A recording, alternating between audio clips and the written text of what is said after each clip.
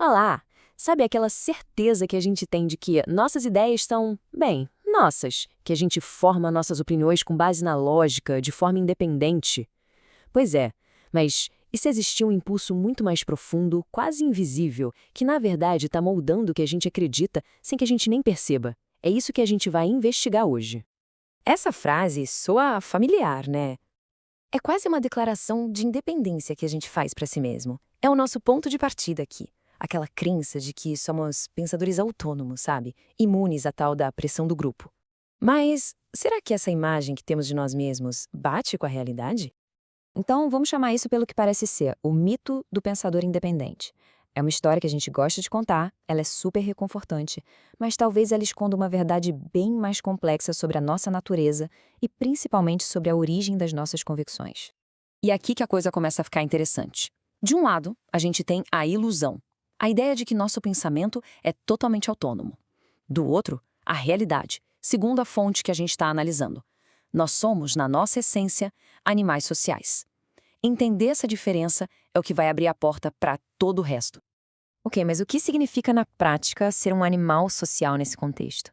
Significa que essa nossa conexão com os outros não é só um capricho, um desejo, é uma necessidade psicológica fundamental que acaba influenciando o nosso comportamento de jeitos que a gente nem imagina. Parem para pensar um pouquinho nisso. O sentimento de estar sozinho, de ser o diferentão do grupo. Isso pode ser genuinamente apavorante. E não é um medo bobo, superficial.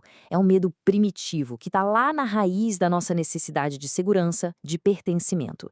E é justamente esse medo que age como um motor, muitas vezes de forma bem silenciosa. E isso nos leva ao que talvez seja o verdadeiro motor por trás de grande parte do que a gente acredita. Não é só a lógica pura, a razão fria, mas um estímulo inconsciente poderosíssimo, o alívio gigantesco que a gente sente quando pertence a um grupo. Agora, o processo que está aqui é fascinante. Primeiro vem aquela sensação boa, sabe? Aquele quentinho no coração quando a gente encontra gente que concorda com a gente. É um alívio.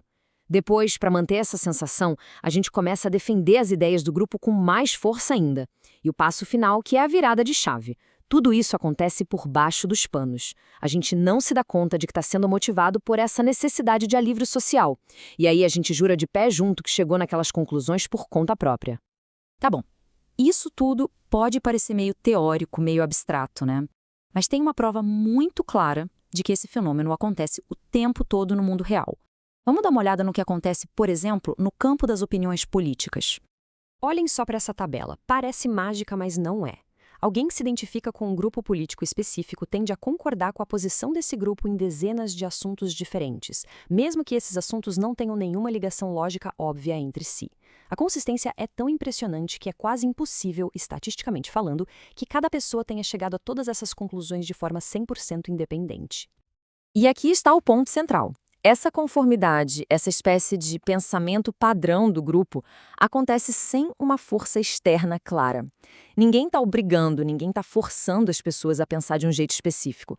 A pressão é sutil, é interna, e ela é movida justamente por essa nossa necessidade de pertencer, de sentir aquele alívio de fazer parte de algo maior.